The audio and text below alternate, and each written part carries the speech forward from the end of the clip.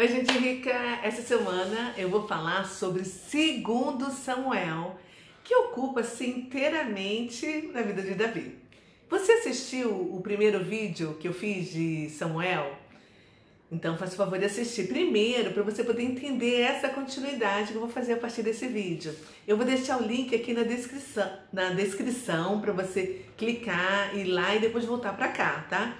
E se você já assistiu, eu espero que você lembre do que eu disse lá em 1 Samuel, quando terminou o capítulo 31, com a morte de Saul e seus filhos no Monte Gilboa. E os filisteus pegaram ele, prenderam, colocaram no muro de Bet-sean, que era assim um caminho por onde passava muita gente. Porque o objetivo dos filisteus era deixar assim o povo chocado ao ver o rei de Israel e seus filhos afixados e mortos ali, né? Imagina que retrato triste que o povo israelita viu com a derrota de Saul, o rei que foi pedido pelo próprio povo, né? Eu também pedi a você que depois que você leu 1 Samuel, para você ler assim, 1 Crônicas, do capítulo 10 em diante, porque ali você vai encontrar muitos mais detalhes sobre a derrota de Israel e a morte de Saul, para complementar o livro de Samuel. E se você fez isso, você está assim atualizadíssima com os assuntos da primeira monarquia, que foi do rei de Saul, né? E pronta para entender agora a segunda parte de Samuel, que na verdade na Bíblia hebraica é um livro só, sem divisão, porque Samuel só foi dividido quando teve a tradução da Septuaginta, e aí eles decidiram dividir em 2 partes, entendeu? Então vamos lá, vamos começar. Só que antes de iniciar esse estudo e essa pesquisa que eu fiz, eu quero fazer algumas perguntas para você. Primeiro, você sabe o que Davi tinha de mais precioso em sua vida? Segunda, você sabe por que Davi ficou marcado como o homem segundo o coração de Deus? Terceiro, você conhece a aliança que Deus fez com Davi? Eu vou começar esse estudo respondendo essa última pergunta. Preste atenção para você entender que essa segunda parte do livro mostra o rei Davi como o maior rei de Israel, um homem com fé profunda, com um coração que agradou tanto a Deus que Deus chamou o profeta Natan para fazer uma aliança com Davi e prometeu a ele a fazer o seu reino um reino eterno através da sua descendência, porque Davi foi escolhido por Deus e não pelos homens. E quando Jesus voltar, ele vai se assentar no trono de Davi e reinar para sempre. Hoje é fácil, né? Porque a gente já conhece a história e crendo em Jesus Cristo como nosso único, suficiente Salvador, Rei dos Reis, Senhor dos Senhores, nós sabemos que Yeshua é a aliança davídica estabelecida por Deus e cumprida, porque Jesus é o filho de Davi, que nasceu dessa linhagem, né, do rei Davi. E isso quem explica muito bem é Lucas. E eu fiz um estudo dele, de Lucas, e vale a pena você ir procurar na minha playlist, tá? Vamos lá. Mas Davi também tinha outro lado, como uma moeda que tem 2 lados. E nesse outro lado, ele se mostrou um pecador, que teve muitos pecados gravíssimos. Mas saiba também que apesar do amor que Deus tinha por ele, não deixou que ele ficasse isento, porque as ações pecaminosas de Davi geraram assim trágicas consequências, tanto para sua própria família quanto para toda a nação de Israel, né? E ele chegou a viver uma guerra civil. Olha, prepare-se, viu, para ler aqui nesse livro momentos fortes que aconteceram com Davi e seus filhos, como assim a tentação sexual que cria raízes e domina o coração do homem, como a fraude, a rebelião, a falta de disciplina paterna, a criação de inúmeros bloqueios, estupro, adultério, homicídio, assassinato. Porque Davi chegou ao ponto, gente, de criar uma estratégia maligna para mandar matar Urias, depois de ter ficado com a mulher dele, Betseba, e de ter engravidado. Gente, a Bíblia é mais real do que o que a gente está vivendo na realidade, com tantas mentiras, narrativas recheadas demais, porém, entretanto, despiorou. E por aí vai, para enganar o povo, né, que não está acompanhando os acontecimentos da fonte. O momento atual parece até ficção, né? E a Bíblia, ela não esconde absolutamente nada do que aconteceu. Ela fala fielmente da glória, sabe, dos problemas, de todos os problemas, as bênçãos e as maldições, as boas ações, os pecados de todos os seus personagens, gente.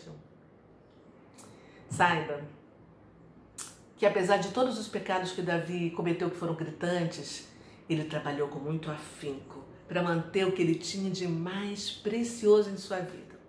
E você sabe o que é? Vou te contar. Era o relacionamento dele e a aliança com Deus. Você vai observar quantas vezes esse homem se prostrou, colocou cinzas na cabeça e se arrependeu verdadeiramente dos seus pecados. E Deus, conhecendo o seu verdadeiro coração e seu arrependimento genuíno, concedeu graça a Davi. Porque a graça sempre existiu, né, gente? Desde a fundação do mundo, né? Não se tornou uma prerrogativa do Segundo Testamento, como muitos dizem por aí. Mas as consequências chegaram, e algumas de forma irreversível. A família do homem que agradou assim o coração de Deus foi caracterizada por desastre após desastre. Mas apesar dele, Deus foi gracioso com Davi. Então agora ficou muito fácil, né, responder a pergunta: você sabe por que Davi ficou marcado como um homem segundo o coração de Deus? Fácil, né? Vou te contar também. Porque a devoção dele a Deus, de todo o seu coração, de toda a sua alma, de todo o seu espírito, se tornou um atributo memorável. Isso fez com que ele ficasse marcado na história como o homem segundo o coração de Deus. Não porque ele era melhor do que ninguém. Nem porque ele era perfeito, porque não era, e não existe ninguém perfeito, né, gente? Mas porque ele confessava todas as suas imperfeições, os seus pecados a Deus. E se arrependia genuinamente. Quando você for ler 2 Samuel, depois de ler esse vídeo, preste atenção nos altos e baixos, nos momentos dos sentimentos descritos, né? Tenta imaginar a tristeza de Davi quando ele soube da morte de Jonatã, seu amigo, que era filho de Saul. A lamentação de Davi pela morte de Saul e do seu amigo mostra a atitude do seu coração. E os nossos sentimentos, eles vivem assim, né? Nesse movimento de subida e descida, né? Eu posso fazer até analogia com aquele aparelho do hospital, como é o nome? Que mede o nosso batimento cardíaco, que sobe e desce o tempo todo, né? E quando ele fica constante, tum, tum, tum, tum, é porque a gente está morrendo. Agora tenta também, assim, imaginar o entusiasmo de Davi depois do período de luto, que em Israel é um tempo assim muito respeitado, porque ele é vivido todos os dias, um tempo perfeito, certo? E até hoje eles vivem da mesma maneira que viviam antes, entendeu? E Davi, ele que era pastor das ovelhas do seu pai, foi ungido por Deus através do profeta Samuel e ficou tranquilamente, cerca de 15 anos, aguardando para juntar o fato com o direito. Naquela época, quando Davi assumiu Judá, Abner fez oposição a Davi, o que gerou uma guerra civil, uma vez que a monarquia de Israel nunca tinha sido uma aristocracia assim absoluta, né? Mas foram os grandes resultados do reinado de Davi que houve toda a unificação de Israel sobre a sua liderança. Ele reinou 7 anos com muita oposição lá em Hebrom. Gente, olha, eu conheci Hebrom e tem uma história de vencida que eu até citei, né, no primeiro vídeo de Samuel. Hebrom é uma das mais antigas cidades de Israel. Abraão viveu lá. e é onde estão enterrados os patriarcas, Abraão, Isaque, Jacó e as suas esposas, né? E depois, quando o povo israelita também voltou do Egito, Hebrom ficou conhecida como possessão de Calebe. E também foi uma das cidades de refúgio. E hoje é uma cidade importante lá em Israel, que guarda muitos segredos dessa nação. O importante, vamos voltar, né?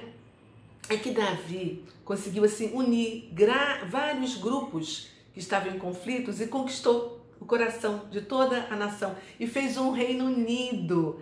E os representantes de cada uma das tribos foram lá para ungir ele, rei de toda a nação, porque ele era um homem verdadeiro, autêntico, popular, que estava disposto a morrer para garantir a soberania e a liberdade do seu povo contra os inimigos.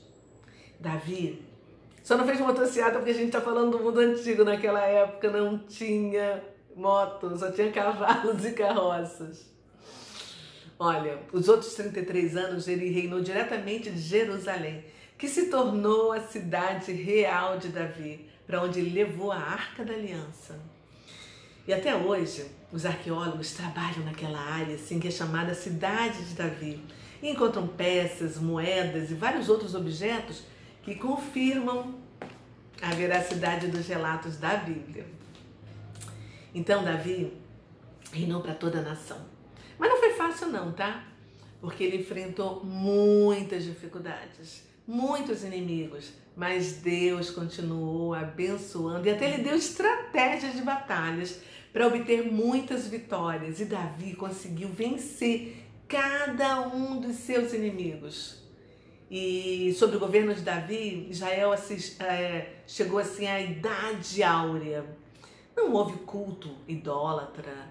E como Israel andava assim com retidão a Deus, era invencível em todas as batalhas e circunstâncias. Deus estava acima de tudo, Israel acima de todos. O reino só foi dividido em reino do norte e reino do sul após a morte de Salomão, que foi o filho de Davi, pelos seus filhos Roboão e Jeroboão, se não me engano.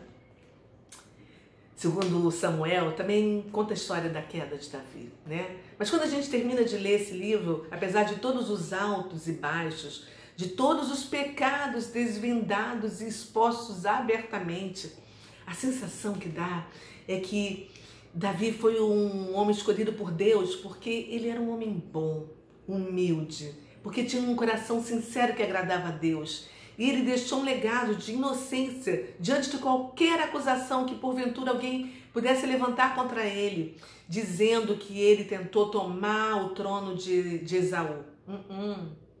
Não, ele esperou pacientemente, cerca de 15 anos, apesar de todos os seus defeitos e pecados, e ressaltado assim nele um homem de Deus, porque ele jamais se levantou para falar mal de Saul, para quem quer que fosse.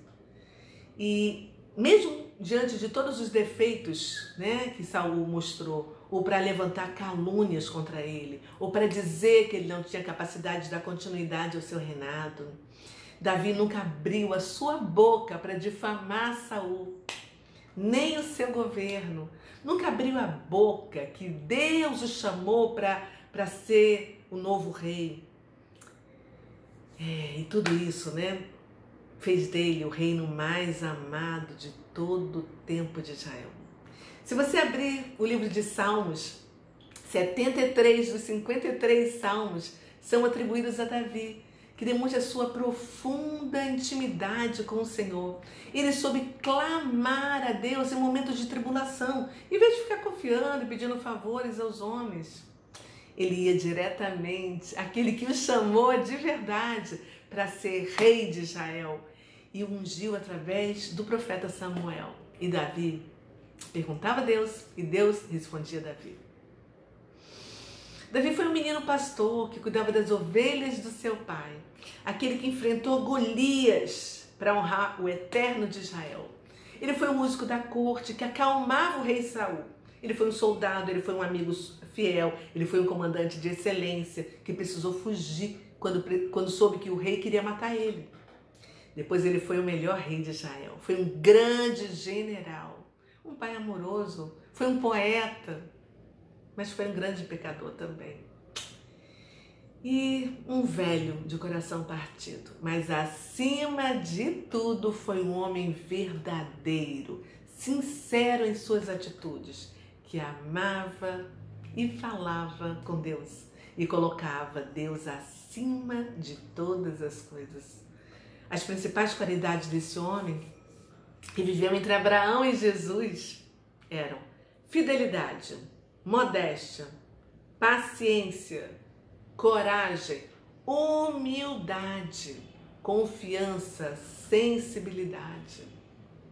O nome de Esaú ficou manchado na história, porque ele escolheu o caminho do eu, enquanto Davi é honrado até hoje pelos judeus e por não judeus, que são chamados gentios, né? Porque ele escolheu o caminho de Deus. Os últimos versículos do capítulo, que é o 24, fala que Davi comprou a eira de Araúna e ergueu um altar exatamente onde Abraão levou Isaac para ser imolado. O Monte Moriá, que eu visitei assim, várias vezes, das 3 vezes que eu fui para Israel, tem um significado muito especial, porque significa Deus proverá. E foi nesse lugar que, muitos anos depois, Salomão construiu o primeiro templo a Deus. E é nesse local também que hoje está lá a Mesquita de Omar e o Domo da Rocha, que é aquela cúpula dourada, que é a mais fotografada de Israel, né? E se você ainda não foi para Israel e quer ir, ore, reze com todo o seu coração, porque se assim Deus quiser que você vá, tenha certeza que Deus proverá. Bom, vou ficando por aqui. Ai, que bom que esse vídeo ficou menor. Meu amigo Eucedi pediu para diminuir os vídeos. Estou tentando, não é fácil. Resumir todo estudo e as pesquisas não é fácil, mas vou ficando por aqui. Um beijo no seu coração. Shalom, paz e bem.